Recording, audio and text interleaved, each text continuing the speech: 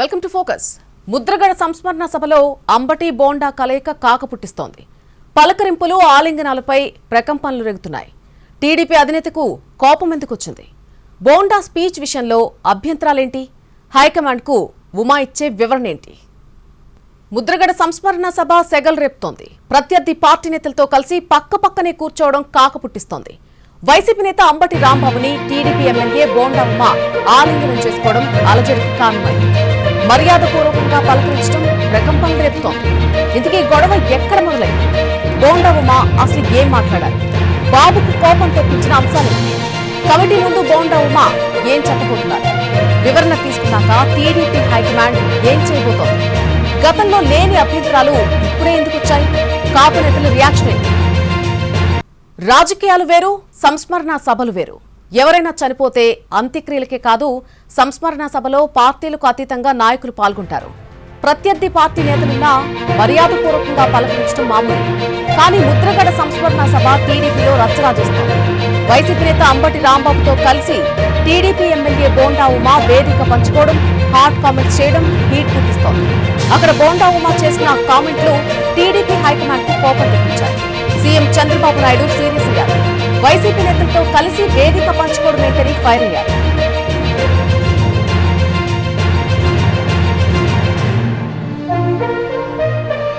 బోండా ఉమా నుంచి వివరణ తీసుకోవాలని 3 మెన్ కమిటీని ఏర్పాటు చేసింది టీడీపీ హైకమాండ్.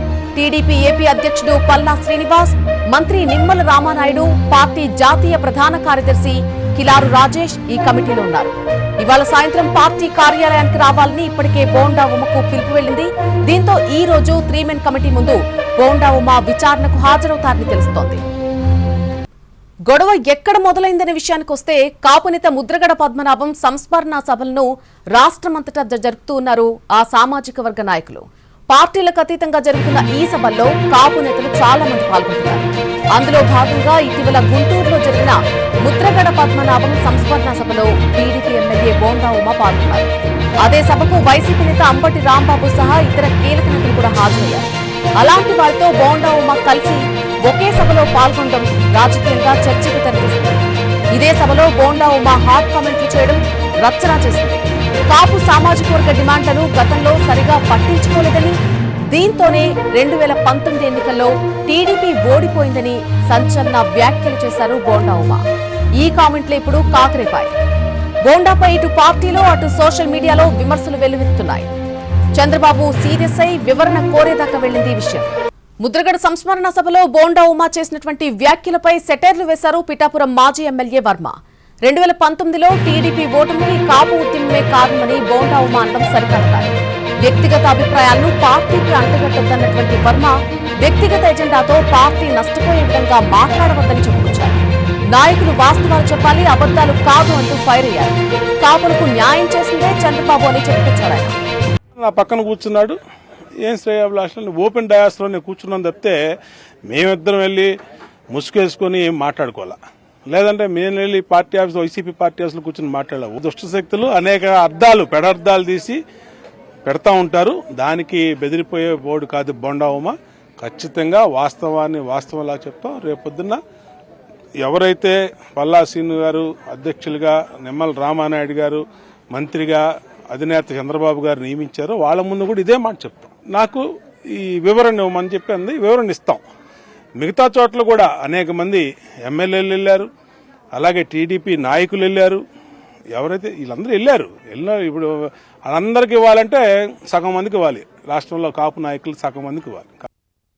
అల్టిమేట్గా ఏంటంటే పద్మనాభం గారు స్వర్గస్థులయ్యారు. ఆయన గురించి ఎవరో కూడా తప్పుగా మాట్లాడకూడదు. ఆయన ఆ కమ్యూనిటీ గురించి పోరాడిన మాట వాస్తవం, అందులో తేడా లేదు. ఏదైనా ఆ కమ్యూనిటీకి చేసిన వ్యక్తి చంద్రబాబు నాయుడు గారు, ఇది వాస్తవం, ఇందులో తేడా లేదు. ఈ వాస్తవాలు గ్రహించుకొని పార్టీ లీడర్స్ ఎవరైనా సరే, తెలుగుదేశం పార్టీ ఉన్నవాళ్ళం, పార్టీకి ఎఫెక్టెడ్గా విమర్శ అన్నది కరెక్ట్ కాదు. పార్టీ చేసిన పని ఏదైతే ఉందో అది ప్రజల్లోకి తీసుకెళ్ళాలి. నేను ఏదైనా చెప్పాలనుకున్నప్పుడు అది ఒక నష్టం జరుగుదామని ఒక ఆలోచన వచ్చినప్పుడు నా వ్యక్తిగత అభిప్రాయం ఇది, పార్టీకి సంబంధం లేదని చెప్పి నాయకులు ఎవరన్నా సరే నెక్స్ట్ మనం మాట్లాడచ్చు. 2019 ఓటమికి దీనికి ఏ విధమైన సంబంధం లేదు. దానికి ప్రత్యేక కారణాలు ఉన్నాయి. అమలు కాని హామీలని టెంప్ట్ అయ్యేలాగా ప్రజలకు చెప్పడం, పాదయాత్రలో ఊరికో హామీ ఇవ్వడం, ఊరికో బడ్జెట్, అలాగే ఒక్కసారి ఛాన్స్ ఇవ్వండి రిక్వెస్ట్ చేసిన విధానం, ఇవన్నీ కూడా ఆయనకి కలిసి వచ్చినాయి. అంతే తప్పితే ప్రత్యేకంగా 2019 ఓటమికి బోండా ఉమ్మగారు చెప్పిన దానికి ఏ విధమైన సంబంధం లేదు. అది వ్యక్తిగత అభిప్రాయం బోండా ఉమ్మగారిదని మేము తెలియజేస్తాం. ఇక ఇదే ఇష్యూలో ఏపీ ఇంటెలిజెన్స్ మాజీ చీఫ్ ఏబీ వెంకటేశ్వరరావు పెట్టినటువంటి పోస్ట్ రాజకీయ వర్గాల్లో కొత్త చర్చకు దారితీస్తుంది. గతంలో తాను అంబటి రాంబాబుతో ఒకే వేదికపై పాల్గొనకూడదని నిర్ణయించుకున్నానని, అది తన వ్యక్తిగత సిద్ధాంతానికి సంబంధించిన విషయమని ఏపీకి తెలిపారు. అదే అంబటి రాంబాబుతో బోండా ఉమా ఒకే వేదికను పంచుకోవడాన్ని ఎలా సమర్థించవచ్చని ప్రశ్నించారు. సిద్ధాంతం కంటే కులమే పవిత్రమా అంటూ ఆయన నేరుగా ప్రశ్నించారు. రాజకీయాల్లో వ్యక్తిగత నమ్మకాలు, విలువలు, సిద్ధాంతాలకు ప్రాధాన్యం ఇవ్వాలి గాని కుల ఆధారంగా నిర్ణయాలు తీసుకోవడం సరైన విధానం కాదని అభిప్రాయపడ్డారు. ఏబీ వెంకటేశ్వరరావు చేసిన వ్యాఖ్యలు బోండా అంబటి కలయిక వివాదాన్ని మరింత వేడెక్కించడమే కాకుండా రాజకీయాల్లో సిద్ధాంతం వర్సెస్ కులం అనేటువంటి అంశంపై మరోసారి చర్చకు తెరలేపాయి. 2019లో టీడీపీ అధికారంలోకి రాకపోవడానికి కాపులే కారణమని బోండా ఉమా చెప్పింది 100% నిజమన్నారు తోట త్రిమూర్తులు.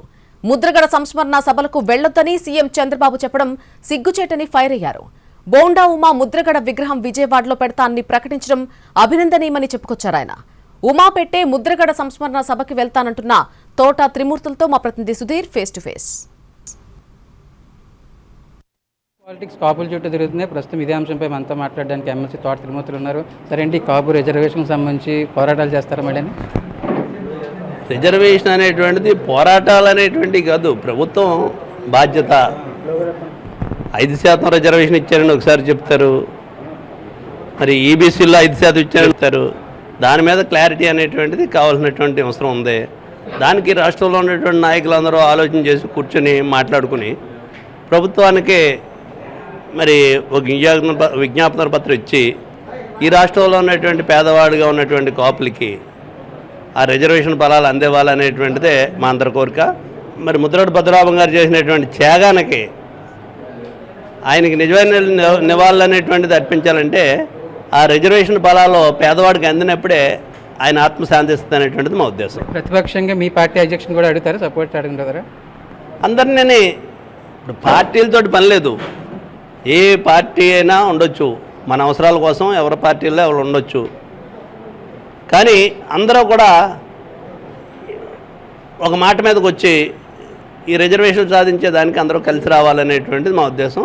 మీరెవరన్నా నాయకత్వం తీసుకుంటానంటే మీరు చెప్పిన కాడకి మీకు కూడా మేము రావడానికి సిద్ధంగా ఉన్నాం. అంటే బోండా ఉమా స్టేట్మెంట్ ఇచ్చారు, మీరు అదే సమయంలో టీడీపీలో ఉన్నారు. 2019లో పార్టీ ఓడిపోవడానికి కాపుల ఉద్యమం కారణం, దానికి ఏం చెప్తారు? వాస్తవం చెప్పాడు కదా ఆయన. ఓడిపోవడానికి కారణం 2019లో తెలుగుదేశం పార్టీ ఓడిపోవడానికి పద్మనాభం గారు చేసినటువంటి ఉద్యమం. ఆ ఉద్యమంలో మరి ఆయన భార్యని జుట్టు పట్టుకుని లాగి తిట్టినటువంటి పదాలు, మనం మాట్లాడుకున్నటువంటి పదాలు, తిట్టినటువంటి విషయాలు, వీల్ చైర్లో ఉండి నడవలేని పరిస్థితుల్లో ఉన్నటువంటి అతని కొడుకుని తన్నుకుంటూ ఈడ్చుకుంటూ తీసుకెళ్ళినటువంటి పరిస్థితులు, ఇవన్నీ చూసినటువంటి ఈ రాష్ట్ర ప్రజలు ఖచ్చితంగా రాబోయే రోజుల్లో ఈ ప్రభుత్వాన్ని ఓడించాలనేటువంటిది కంకణం కట్టుకున్నారు, ఓడించారు. ఇది తెలుసున్నటువంటి ఉమాగారు పార్టీలో ఉన్నాడు కాబట్టి ఆ రోజు నేను పార్టీలో ఉన్నాను. ఉమాగారు అనేక సార్లు అధిష్టానానికి చెప్పానని కూడా చెప్పారు. చెప్పినప్పటికీ వినలేదు, దానికి మూల్యం చెల్లించారు. కాపులు వ్యతిరేకం అవటం వల్లే ప్రభుత్వం కూలిపోయిందని చెప్పినటువంటి విషయాలు ఆయన మాటల ద్వారా మనం విన్నాం నిన్న కాకమన్నా. పార్టీ ఎవరిని అడిగింది అంటున్నారు? అది వ్యక్తిగతమైనటువంటి విషయం. అదే కదా నేను చెప్తున్నాను. పద్మనాభం గారు, అయ్యా ముఖ్యమంత్రి చంద్రబాబు నాయుడు గారికి నమస్కారాలు. దయచేసి పద్మనాభం గారిని ఇప్పటికైనా వదిలేయండి, చనిపోయాడు కదా, లేడు కదా, ఆయన నివాళులు అర్పిస్తానటువంటి వాళ్ళని కూడా మీద నిబంధనలు పెట్టడం అనేటువంటిది చాలా బాధ కలుగుతుంది మా అందరికి కూడా. పార్టీ ఫైట్ కంటే కులం ఫైట్గా అనిపిస్తుంది సార్, ఇది ఏమంటారు? కులం ఫైట్ అనేటువంటిది ఏముంది, అన్ని కులాలు అందరిలో ఉన్నారు. ఇప్పుడు కమ్మవారు అందరూ కూడా అన్ని పార్టీల్లో ఉన్నారా? అదే కాపులు అందరూ కూడా అన్ని పార్టీలో ఉన్నారు. ఈవేళ చంద్రబాబు నాయుడు గారితో ఉన్నారు, జనసేన పార్టీతో ఉన్నారు, వైసీపీ పార్టీతో ఉన్నారు. ఎవరో ఏ పార్టీలో ఉన్నా ఉండొచ్చు. అంత మాత్రాన కులంలో పుట్టేని తప్పితే పార్టీల్లో పుట్టలేదు మేమందరం. అది మొత్తానికి అయితే కులంలో పుట్టాం కానీ పార్టీలో పుట్టలేదు, ఎవరు ఏ పార్టీలోనో ఉండవచ్చని తోట త్రిమూర్తులు చెప్తున్నారు. దానికి సంబంధించి కూడా 2019లో టీడీపీ ఓడిపోవడానికి కాపుల ఉద్యమం కారణమని ఏదైతే బొండా ఉమా చెప్పారో అది 100% కరెక్టే అని తోట త్రిమూర్తులు చెప్తూనే కాపులకు రిజర్వేషన్ సంబంధించి అన్ని పార్టీలు మద్దతు కోరతాం, ప్రభుత్వం దృష్టికి తీసుకుని వెళ్తామని త్రిమూర్తులు చెప్తున్న పరిస్థితి. గతంలో తారకరత్న మరణించిన సమయంలో చంద్రబాబు, విజయసాయిరెడ్డి పక్కపక్కనే కూర్చుని మాట్లాడుకున్నారు కదా అని ప్రశ్నించారు అంబటి రాంబాబు. రాజకీయ అంశాల్లో కాపులు కలవడం వేరు, సంతాప సభ విషయాల్లో కలవడం వేరు అని అంటున్న అంబటి రాంబాబుతో మా ప్రతినిధి సురేష్ ఫేస్ టు ఫేస్.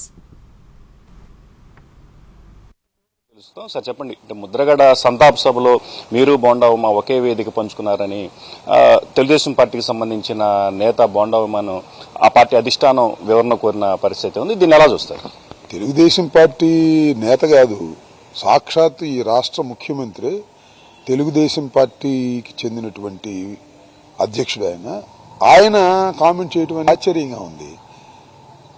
ఇప్పుడు కలిసాం మేము, ఎందుకు కలిసాం? అది రాజకీయ వేదిక కానీ కాదు, అది ఒక విషాద సంఘటన తరువాత ఒక సంతాప సభలో మేము కలిసినప్పుడు ఏదో కుశల ప్రశ్నలు వేసుకున్నాం. దానికి ఇంత రాద్ధాంతం చేయవలసిన అవసరం ఉందని నేను అనుకోను, నేనే కాదు ఎవరు అనుకోరు. ఇది ఒక ఆశ్చర్యకరమైనటువంటి సంఘటన. చంద్రబాబు నాయుడు గారు ఈ రాష్ట్రంలో ఇన్ని సమస్యలుంటే ఒక సంతాప సభలో ఇద్దరు ఒకే కులస్తులు కలిస్తే అది ఆయన పార్టీకి సంబంధించిన వ్యక్తి అయితే దాన్ని ఇంత వివాదం చేయాల్సిన అవసరం ఉందా? నాకు అర్థం కాలేదు. ఎక్కడికి పోతుంది ఈ రాష్ట్రం? చంద్రబాబు నాయుడు గారి మనస్తత్వం ఏంటి? ఎందుకు ఇలా మాట్లాడుతున్నాడు?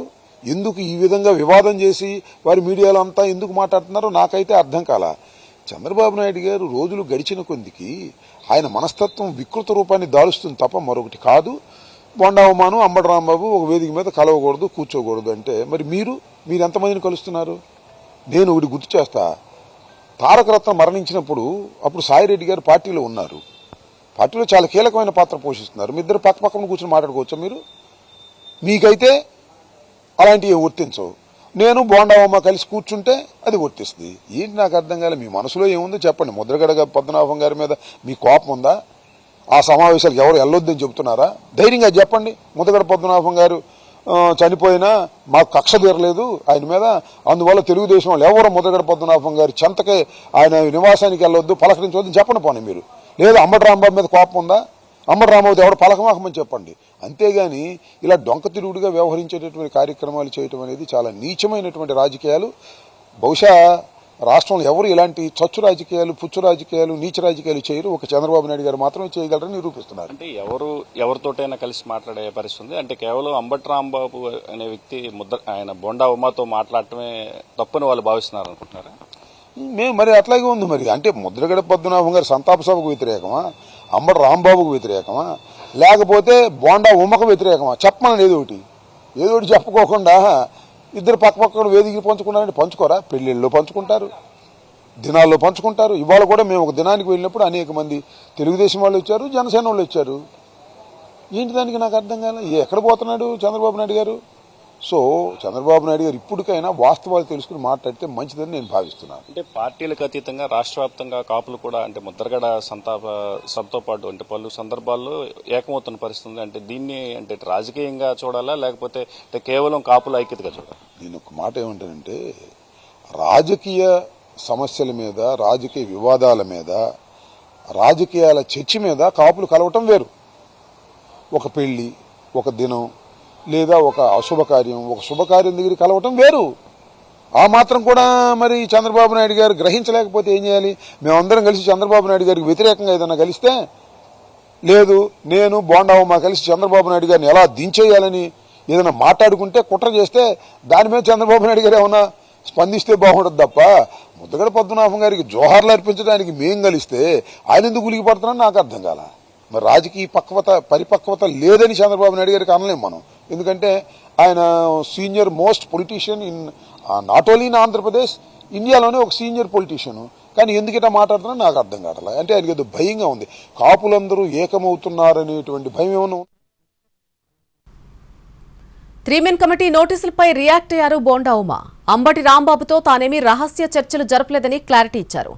పార్టీ వివరణ అడగడం మొదలు పెడితే సగం మంది కాపు నేతల నుంచి వివరణ తీసుకోవాల్సి ఉంటుందని స్పష్టం చేశారు ఆయన.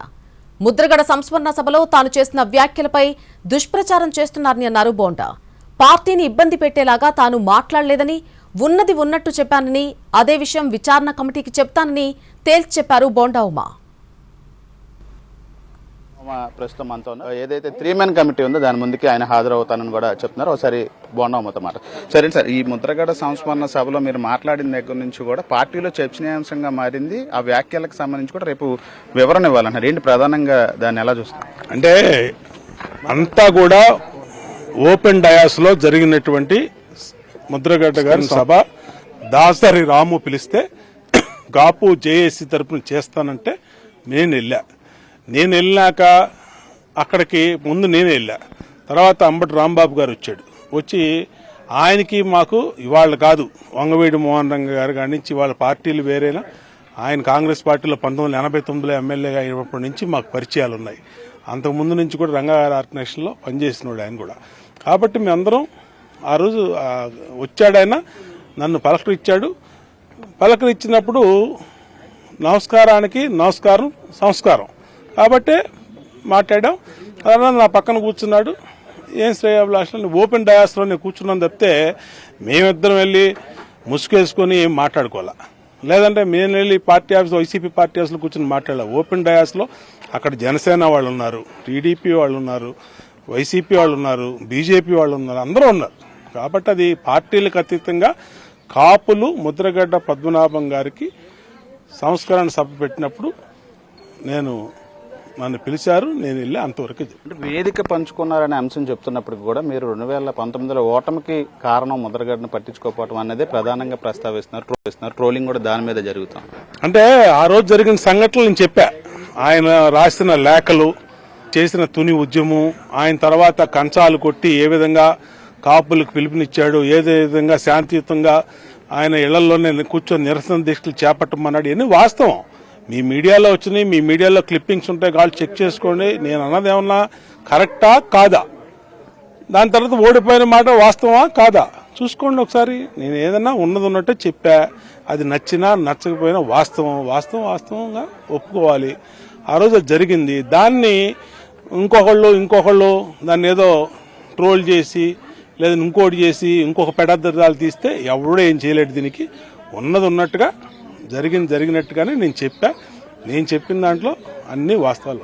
రాష్ట్ర వ్యాప్తంగా అన్ని జిల్లాల్లో కూడా ముద్రగడ సంస్మరణ సభలు జరుగుతున్నాయి, అన్ని పార్టీలు వస్తున్నారు. కానీ మీరు వెళ్ళిన దాన్నే ఇప్పుడు వివరణ అడగటం, మీ మీద ట్రోలింగ్ చేయటం అంటే ఏంటి, వేరే కారణాలు ఉన్నాయా? అవన్నీ నాకు తెలిసి ఏం ఉండవు. అని దుష్ట శక్తులు అనేక చోట్ల ఉంటాయి, అనేక చోట్ల ఉంటాయి దుష్ట శక్తులు. ఆ దుష్ట శక్తులు అనేక పెడార్థాలు తీసి పెడతా ఉంటారు. దానికి బెదిరిపోయే బోర్డు కాదు బోండా ఉమా. ఖచ్చితంగా వాస్తవంలా చెప్తాం. ఎవరైతే పల్లా శ్రీను గారు అధ్యక్షులుగా, నిమ్మల రామానాయుడు గారు మంత్రిగా, అధినేత చంద్రబాబు గారు నియమించారో వాళ్ళ ముందు కూడా ఇదే మాట చెప్తాం. ఎందుకంటే ఇదంతా సీక్రెట్ గా ప్రైవేటు కార్యక్రమాల్లో ఏం జరగల. ఒక ఓపెన్ డయాస్లో గుంటూరులో పబ్లిక్ గానే జరిగింది. పబ్లిక్ గా జరిగిన వీడియో విజువల్స్ ఉన్నాయి, నేను మాట్లాడిన ఆడియో విజువల్స్ ఉన్నాయి. అన్నిటినీ అదే మాటని మళ్ళీ ఏం అడిగినా వాళ్ళు సమాధానం. ముద్రగడ సంస్మరణ సభలో చేసిన వ్యాఖ్యల మీద కానీ వేదిక పంచుకోవటానికి కూడా పార్టీ అధిష్టానం సీరియస్ గా ఉందనే దాన్ని ఎట్లా చూస్తారు? అంటే ఏ సీరియస్ గా ఇవన్నీ ఉట్టి మాటలండి. ఇవన్నీ కూడా కొన్ని దుష్ట శక్తులు సృష్టిస్తున్నటువంటి వార్తలు. పార్టీ నాకు ఈ వివరణ ఇవ్వమని చెప్పింది, వివరణ ఇస్తాం. మిగతా చోట్ల కూడా అనేక మంది ఎమ్మెల్యేలు వెళ్ళారు, అలాగే టీడీపీ నాయకులు వెళ్ళారు. ఎవరైతే వీళ్ళందరూ వెళ్ళారు. ఇప్పుడు అందరికి ఇవ్వాలంటే సగం మందికి ఇవ్వాలి. రాష్ట్రంలో కాపు నాయకులు సగం మందికి ఇవ్వాలి. కాబట్టి ఇవన్నీ అనవసరమైన విషయాలు. భయపడే రకం కాదు బోండా ఉమా. ఇది కొన్ని మంది దుష్ట శక్తులు చేస్తున్న ట్రోలింగ్ అని చెప్పి అయితే బోండా ఉమా చెప్తామన్నారు. Camera person Srinivas, Srigandh NTV, Vijayawada నుంచి.